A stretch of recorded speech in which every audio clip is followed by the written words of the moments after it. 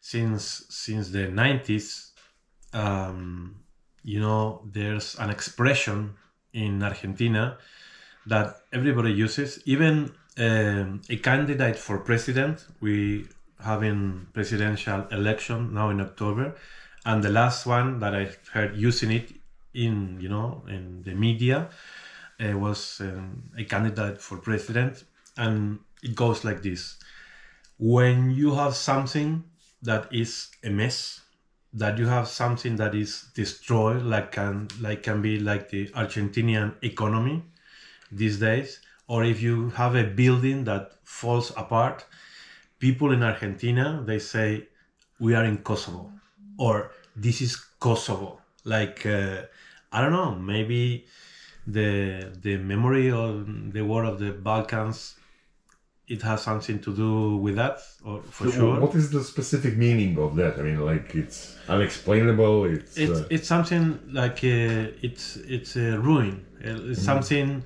that you cannot build anymore. It's a mess, and it's destroyed. So when some politicians, you know, they are against the party of the president, let's say, and they want to say something about the country, they say, Argentina is Kosovo. Argentina is destroyed. Argentina is a mess. So it's an expression that since the 90s, the people still use it there. But it's been more than 23 years since the 90s. So yeah. People who were actually very young back then, like kids or maybe not even born, they still understand what we're in Kosovo means, right? Yes, nobody says we are in Donbas, but everybody knows what is the meaning of saying we are in Kosovo. How would you say that in Spanish? Esto es Kosovo. You were in a place that, you know, you see a house falling apart, or it's in ruin, or it's something that is something that you cannot build anymore. Esto es Kosovo. Esto es Kosovo. Estamos en Kosovo. Is it related to the official position of the Argentinian government that doesn't recognize Kosovo as a so-called independent state? I mean, Argentina was one of the countries that actually supported Serbia in the dispute in front of international tribunal. We had different governments, and Argentinian governments, they made a lot of mistakes related to that. Actually, in the 90s, we had a very serious problem related to the sale of weapons illegally from the government. Argentinian government of Carlos Saúl Menem in the 90s sell weapons to Croatia, and it was not something that they did. Maybe they could have done it, you know, like a real sell. Some governments do it, but they didn't. They never say it, and they hide it. And that thing was so big because they sell weapons to Ecuador and they sell weapons to Croatia at the same moment. And the thing related to this act of corruption was so big that they didn't know how to explain that those weapons were not in Argentina anymore, because we have this factory of weapons. So what they had to do in the 90s was to blow up the factory, and some people died over there, and they tried to show it like if it was an accident. It was very stupid. Everybody knew. So if I'm allowed to tell a black joke, you know, even in Argentina there were victims of Yugoslav wars in the 90s. Yes, of course. The few people, because they blow it up in a moment that the workers were not there. It was just a few people, you know, that taking care of the security of the place. But it's something that we all remember because it was not so long ago.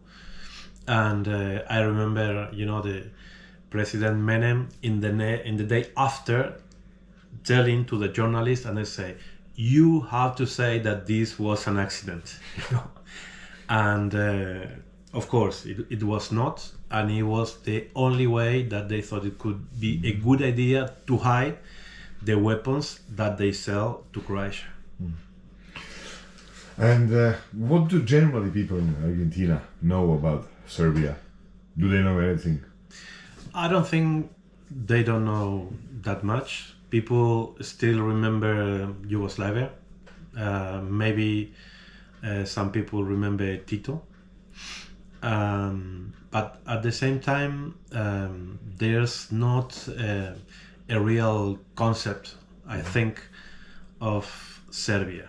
Maybe what Kosovo means to us, even because Kosovo is a province of Serbia, Kosovo is a terrorist state created by NATO, that at the same time, and actually right now, we have information, and our government in Argentina don't do anything about, that they took soldiers from Kosovo, NATO soldiers, into Malvinas Islands.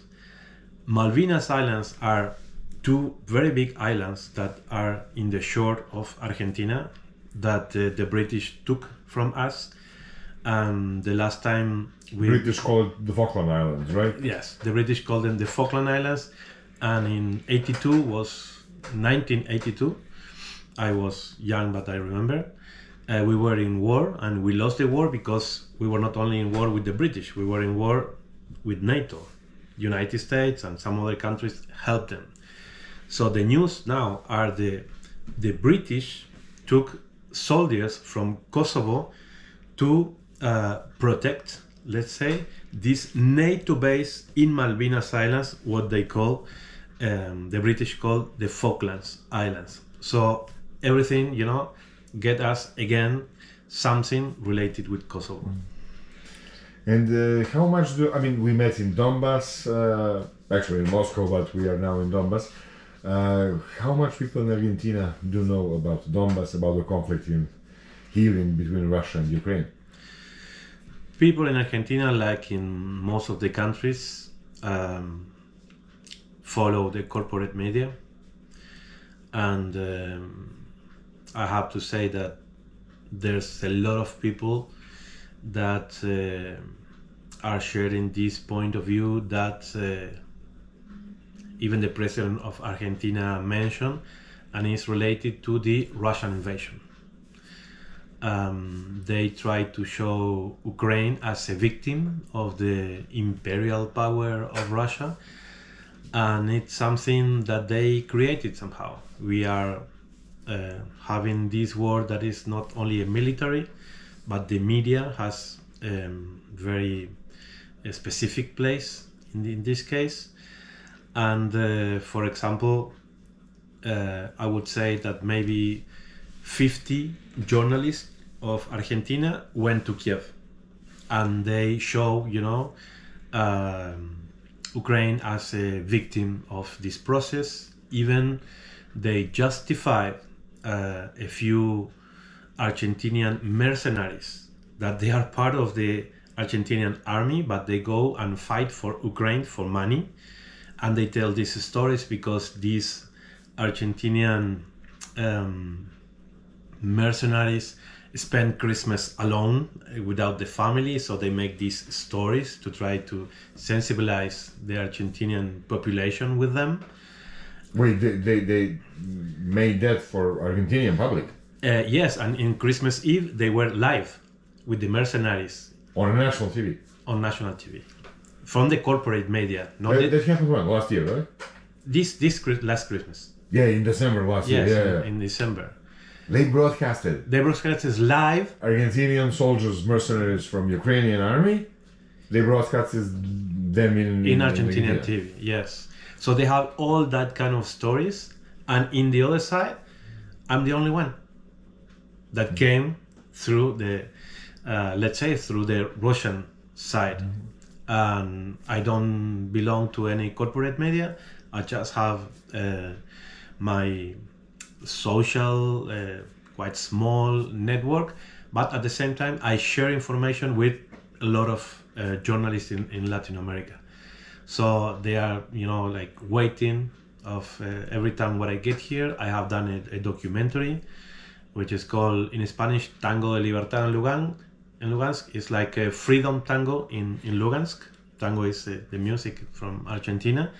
So we are doing what we can, but it's very different, you know. It's just one journalist in one side and the corporate media in the other. So I would say that maybe in the military field, Russia is winning this war, but related to the media, I think we are getting massacred.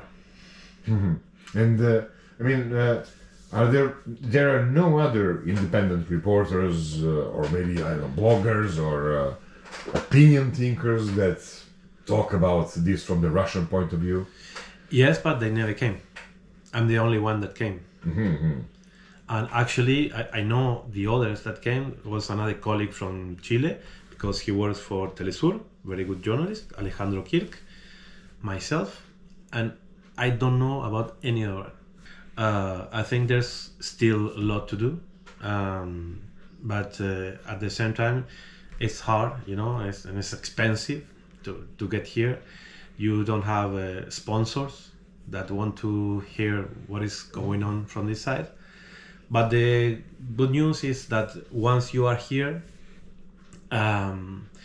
actually you make doubt a lot of people, because all the people that have seen my documentary, I would say many of them change their mind about what is happening. And some people that criticize me, they say, okay, but you only talk about in your documentary about the Russian side. The funny thing is this, that I don't speak in my documentary. It's just interviews and music. I don't show myself. I don't speak.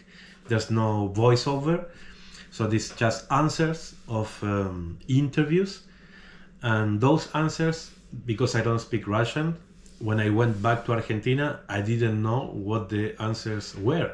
So I only, when I start translating, knew what would be, you know, more or less the editorial part of the documentary, and that is what it was. This is what we get. And do you have anything like RT or Sputnik in Spanish, or for Latin America? We had, but it's censored. You cannot see it anymore in Latin America. Oh. You cannot see RT in Spanish in YouTube, for example. You have to write, you know, the web page, and once you are there, you know, see the videos. But it's not the same, because when the people is in YouTube, you know, you're changing, and they used to have RT, and you cannot see it anymore. But Argentina applied for the BRICS membership, right? Yes, Argentina will be in the 1st of January 2024 will be a full member of the BRICS. I mean, doesn't that suggest that Argentinian government, or at least country or society, is friendly or to Russia, or allied with Russia in a way? It should, first of all, because when the pandemic started, you know, Russia was like our best friends. We didn't have any vaccines from any other country but Russia. So in the beginning, you know, even the corporate media used to take, you know, the planes landing from Russia like if they were our saviors. I hope that it wasn't just vaccines, I mean, but all other humanitarian aid as well, because we in Serbia are, I think, reasonably untrusted toward vaccines. To Sputnik too? I mean, if I was forced to, I would take Sputnik, but fortunately I wasn't forced to. You know, so. Okay, me, myself, I have Sputnik. I didn't trust any other. It depends on anyone. And few months after that,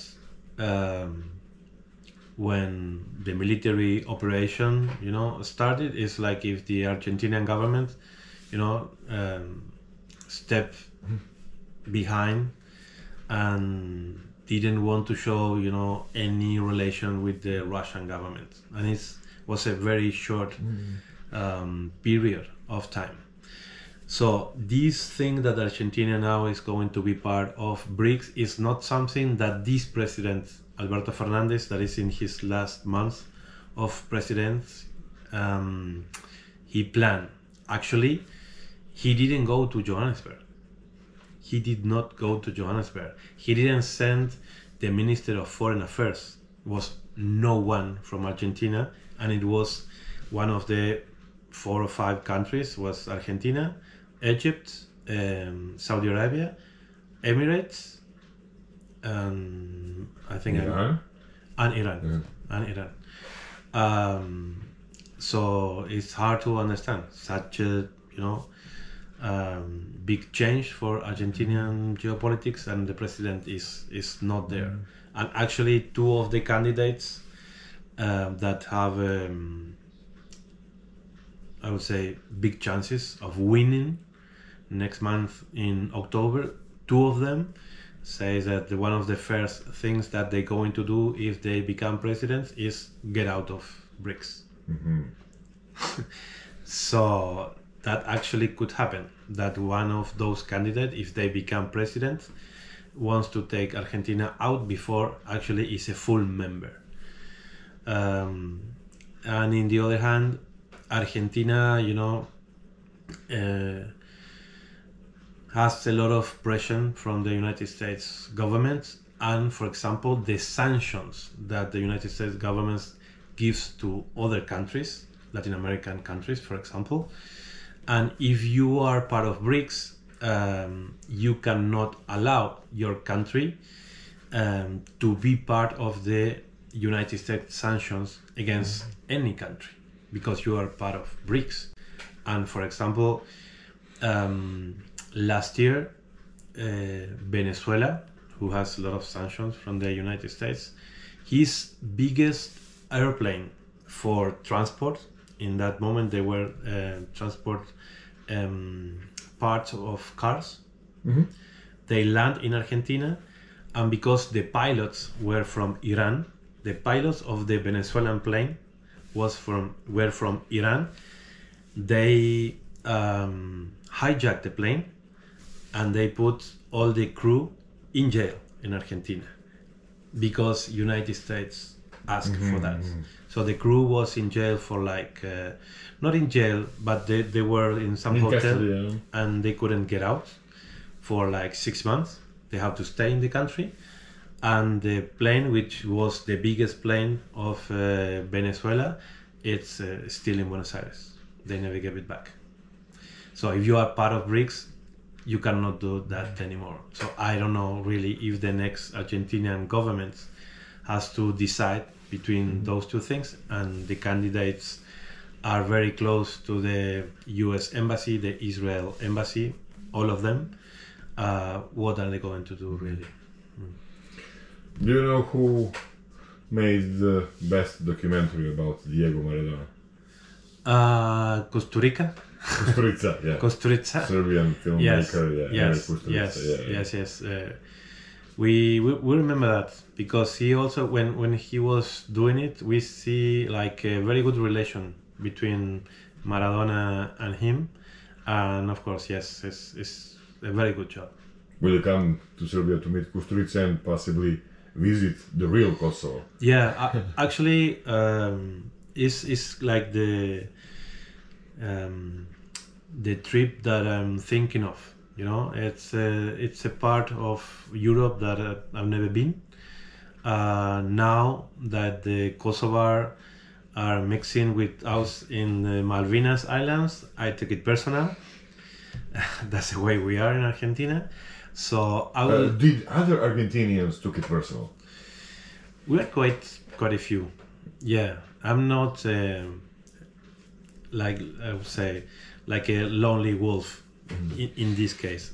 Malvinas cause is something important for us, and I would say it's the only thing beyond football, I would say, that no matter if you are from high class or low class, whatever, everybody understands that one day we would like to get those islands back. So I think there's a lot to tell. I think there's a lot to understand about this terrorist state that is Kosovo, because if they done it with Serbia, they can also balkanize Argentina. And I think it's part of a plan that is in process to go, for me, and see the way they have done it to steal that part of Serbia. Could be very important to share with other Argentinians. Thank you very much. And just in case they keep mentioning Kosovo in Argentina, just answer them, Kosovo je Serbia. That means Kosovo is Serbia. Can you repeat? Kosovo je Serbia. Thank you very much. Welcome.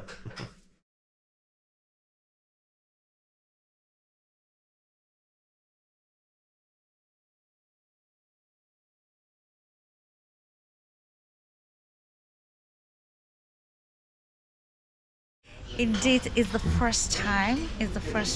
I'm leaving the African continent, and I will say it is quite an amazing experience, both professionally and otherwise. It has given me another scope of life. You know, they always say that traveling is education. So it's actually what is the most important thing you learned on this trip? Found out, realized. Absolutely, I learned a lot because I met people, we discussed, we exchanged views, and I had a greater scope of the conflict in Donbass and the present states. Of course, understanding the realities and bringing in also the geopolitical perspective of it. And I must say, I appreciate the Russian Federation for this great invitation as an international expert to actually monitor and observe how the elections are unfolding in these liberated regions.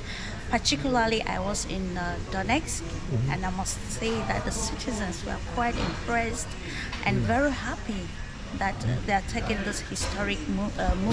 Can you compare that process with political process in your country and in Africa in general? That's a difficult question though. What's happening? I say that this is the 21st century has witnessed a lot of growth and changes in every aspect, and I think what is happening in Africa may not be the same that is happening in the Donetsk or elsewhere, but I must say that there is a great revolution in Africa, political revolution. For years, Africans have been longing for independence. They got the political independence, but to an extent, they don't have that economic independence. There is still interference, and the sovereignty of African states actually at stake. But I think with the new wind of change that is blowing across Africa, especially in the political scene, where you see even the young people being really involved in the political life of the continent, you see that enough is enough. It is time to understand. You are still economically controlled by France, right? Absolutely, and Cameroon, Niger, most French-speaking country. It is true, but I will say that countries have realized that without economic independence or autonomy, they cannot determine their development trajectory, and that's why we see the revolution, like I said, all over Africa, especially in French-speaking countries, calling for France to go. By calling on France to go doesn't mean France should leave Africa, but they want to engage in a different perspective where we have mutual respect, where it will not be master-servant relationship, but where you have people engaging at equal level. And of course, what if the relationship, if it's mutual, then there is need for the cooperation. That is just how much of that revolution is influenced? Sorry.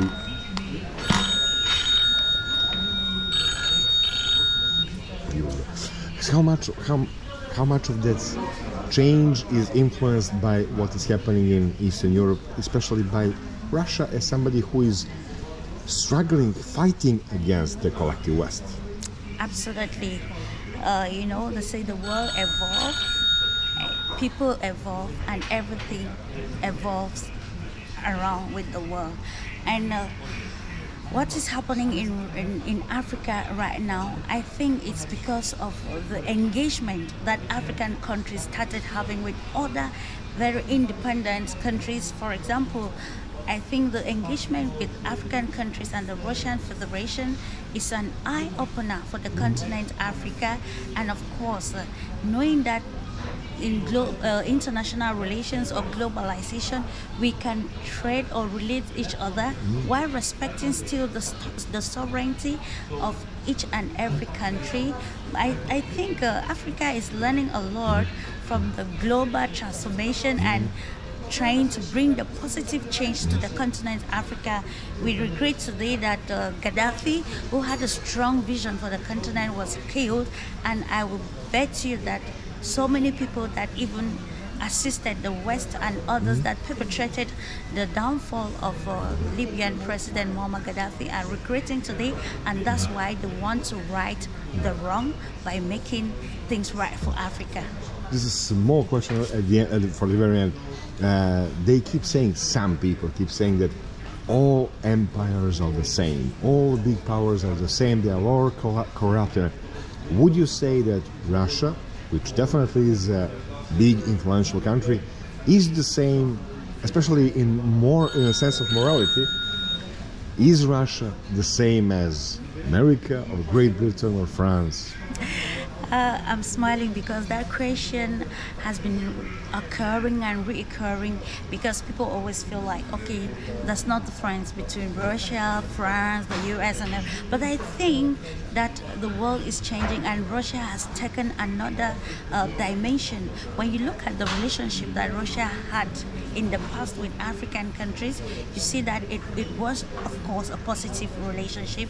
Russia has no history of colonization in Africa, and the Russian Federation actually helped many African countries to gain their political independence, and I don't think the perspectives are changing, and that's why many Africans are very open. Many African countries, the Central African Republic, Mali, and others that you can name, they are really seeing Russia as a good partner to trade with because of the past.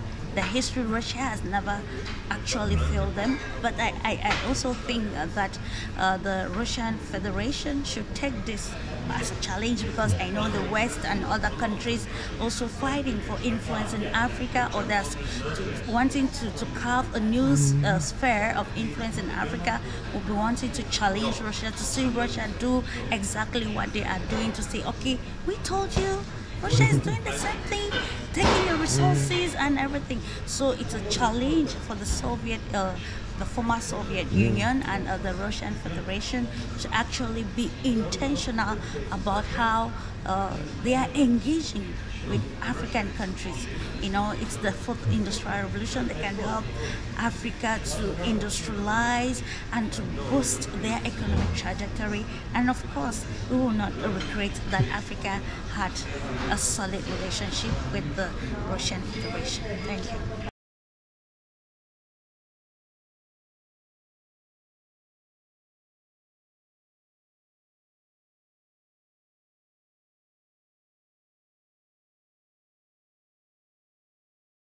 Несколько месяцев назад я всерьез задумалась об этом феномене того, что у многих, и не только россиян или русских, но и восточных европейцев, а также у большей части населения планеты, включая Азию, Африку, Латинскую Америку, есть встроенный комплекс неполноценности, который связан с тем, что на протяжении многих поколений им так или иначе внушалось, что они хуже, чем европейцы, американцы, что они должны все время стремиться развиваться. Даже сам термин «развивающиеся страны», страны третьего мира все время говорит о том, что на нас всегда ярлык недочеловеков, недолюдей, которые недостаточно правильно видят вещи, недостаточно демократичны, недостаточно правильных ценностей придерживаются и так далее. И задуматься об этом мне помог один американец, который уже на протяжении более 10 лет проживает в России. И он как раз говорил о том, что когда ему задают вопрос о том, что его удивляет в России, что его поражает, он, отвечая, всегда говорит, что многие россияне с удивлением спрашивают, а зачем вы переехали в Россию, почему вы бросили прекрасную Америку, просто эталон во всем, да, а зачем вы бросили эту прекрасную американскую мечту и приехали в эту непонятную Россию. И он заметил, на протяжении многих лет проживая в России, он заметил, что вот в его понимании люди делятся на две категории. Те, у кого есть этот комплекс неполноценности, и они говорят, да, мы хуже, чем Запад, но это наша страна, и мы, к сожалению, вынуждены здесь жить, и мы будем жить и стараться делать ее лучше. Или вторая категория, которая говорит, да, мы хуже, чем Запад, и стремятся попасть, собственно, туда, в Европу, в Европейский Союз, или в Соединенные Штаты, или в другие страны, которые... Нет русских, у которых нет этого комплекса. Так или иначе, в разных формах, да. Или это переходит в стремление доказать, что нет, мы лучше, или это переходит в стремление уехать и эмигрировать. И я всерьез задумалась об этом феномене и поняла, что, может быть, даже не история российского, в частности, государства, а то, как она преподносится, то, какие исторические персонажи героизируются, да, то есть Петр I, вот он съездил, пожил в Европе и вернулся, и вот этих непонятных варваров научил брить бороды, научил их носить правильную одежду, строить правильные дома и нормам этикета, хотя известный факт, что в средневековой Европе не пользовались столовыми приборами, в то время как в арабских странах уже вовсю пользовались вилками, ложками и так далее, то есть это вопрос очень относительный, а также многое, что связано с исконной историей, не только в России, но и в Африке, в странах Латинской Америки, последовательно просто убиралось из учебников, просто эти листы, скажем, вырывались, прятались куда-то, и вся история, не только, опять же, России, да, но и многих стран Латинской Америки, Африки, Индия от этого много страдала, сводится к тому, что у вас все было плохо, вы были варварами, потом пришли европейцы, так или иначе, и вас всему научили. И сюда же можно отнести и так называемую нормандскую теорию, да, которая говорит о том, что чуть больше 1000 лет назад на Руси не смогли справиться с управлением собственными землями, которые были уже тогда богаты ценными ресурсами, это и пушнина, и сельское хозяйство, и многое другое, и пригласили какого-то не до конца понятного персонажа с каких-то северных земель для того, чтобы он помог разобраться. При этом история абсолютно умалчивает о том, что происходило здесь до этого, а что-то же должно было происходить.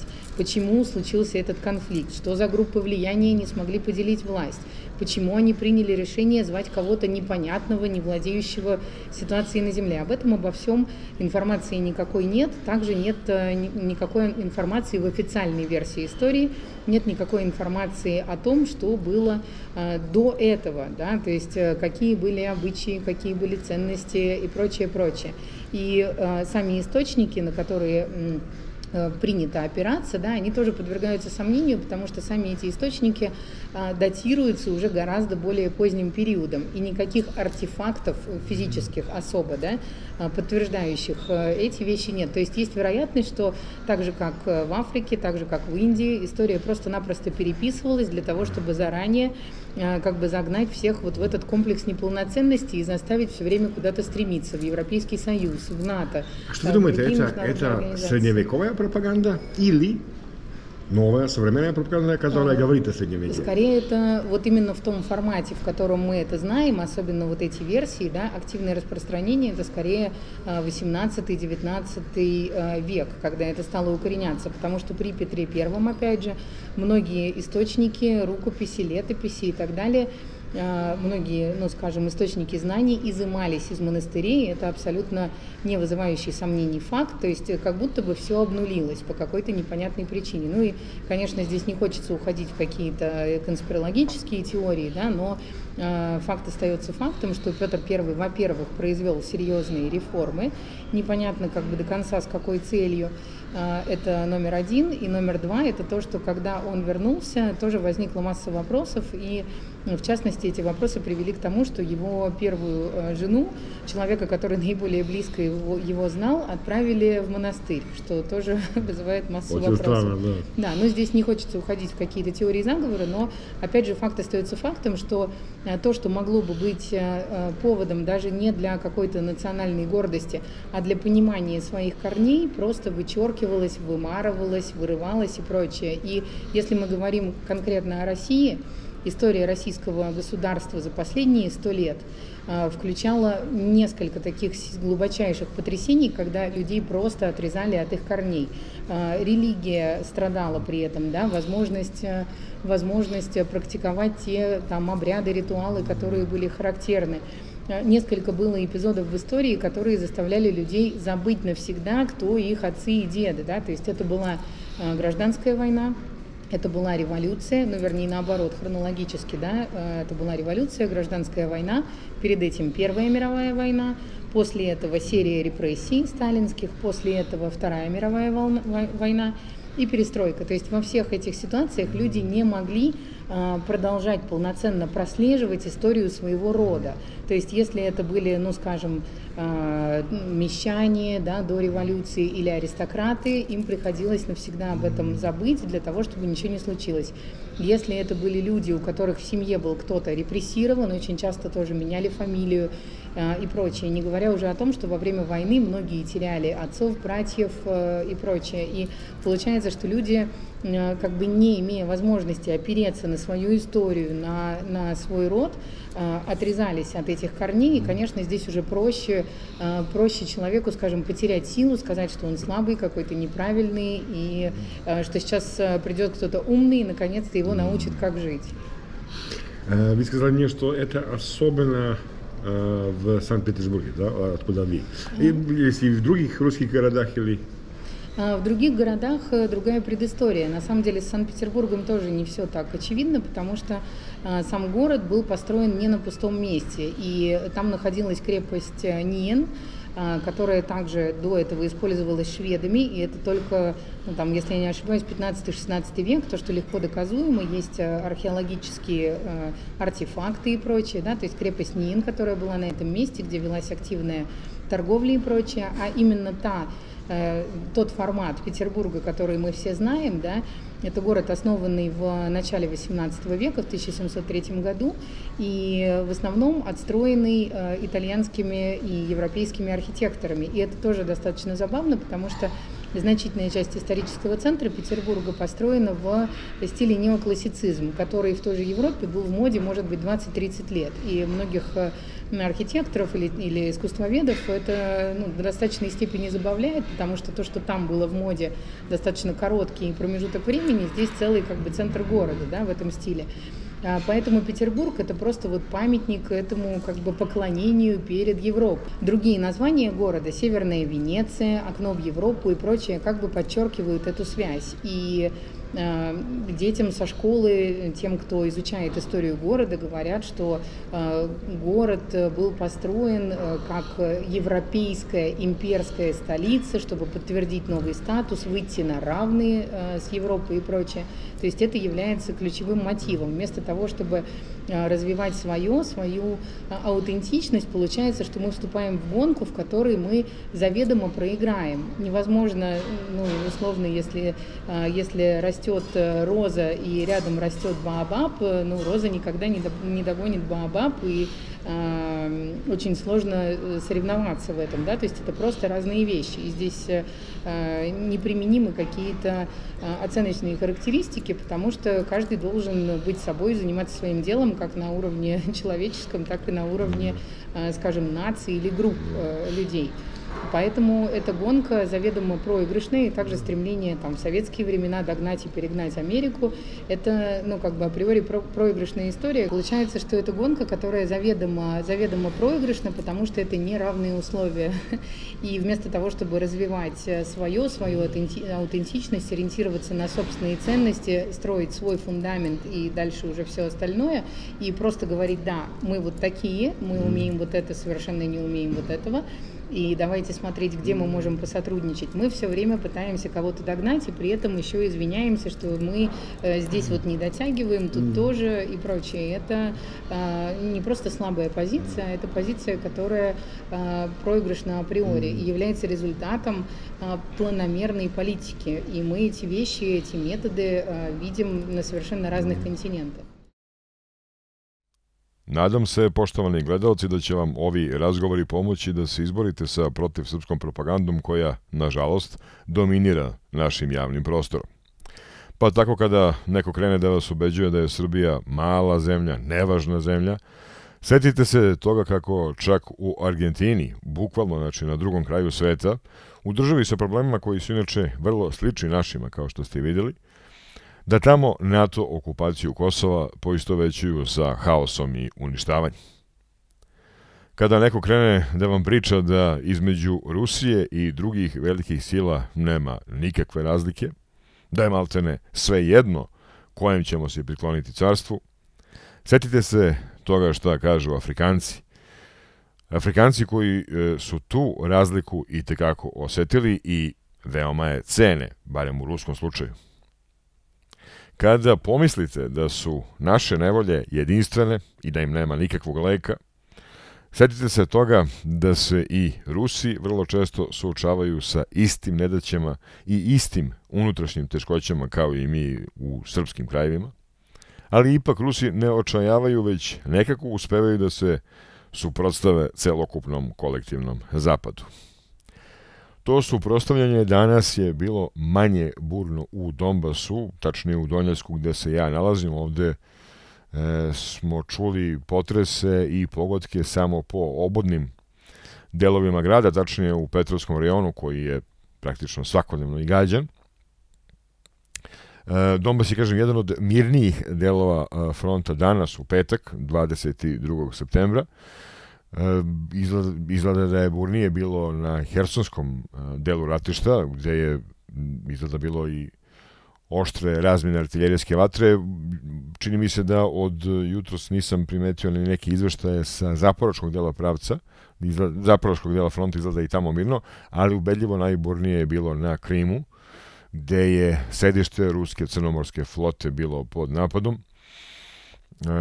Protivvazdušna odbrana uspela je da obori nekoliko projektila, ali neki su pogodili cilj. Sedište, znači, crnomorske flote je pogođeno. Prvi izveštaj govore da je tom prilikom poginulo 6 ljudi. Nema za sada izveštaja o eventualnim civilnim žrtvama ili civilnim ruševinama. Znači, u Sevastopolju je pogođeno sedište ruske crnomorske flote. To je za sada, u ovo rano popodne, praktično glavna vest dana. Očekuje se nekakva ruska reakcija. Inače, crnomorska flota ruska je već mesecima, može da se kaže, pod pojačanim napadima. Bilo je verovatno samo pitanje vremena kada će Ukrajinci udariti i na sedište, na glavni štab ruske crnomorske flote. Očigledno je da su dobili i neke nove rakete, neko nove dalekometno oružje kojim su to mogli da izvedu. Vidjet ćemo kakva će, kažem, biti reakcija ruske vojske i ruske države koja se očekuje. Do sutra vas pozdravljam. Moje ime je Miodrag Zarković, ja se za HelmCast javljam iz Donjecka. Doviđenja i prijatno.